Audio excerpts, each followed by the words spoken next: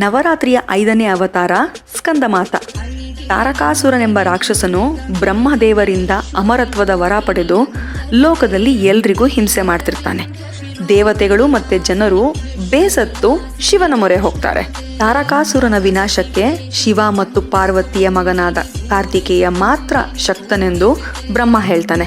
ಹಾಗೆ ತಾರಕಾಸುರ ಕೂಡ ಸಾಯುವುದಾದ್ರೆ ಶಿವನ ಮಗನಿಂದಲೇ ಅಂತ ವರ ಪಡ್ಕೊಂಡಿರ್ತಾನೆ. ಬೆಳೆದ ಕಾರ್ತಿಕೇಯ ತಾರಕಾಸುರನನ್ನ ಸಂಹರಿಸ್ತಾನೆ. ತಾರಕಾಸುರನನ್ನ ವಧಿಸಿದ ಸ್ಕಂದನ ತಾಯಿಯಾಗಿರೋದ್ರಿಂದ ಪಾರ್ವತಿ ದೇವಿಯು ಸ್ಕಂದ ಮಾತೆ ಅಂತ ಕರೆಸ್ಕೋತಾಳೆ.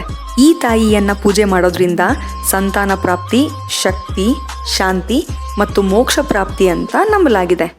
ಸಿಂಹಾಸನಾಗತ ನಿತ್ಯಂ ಪದ್ಮಾಶ್ರಿತಕರದ್ವಯ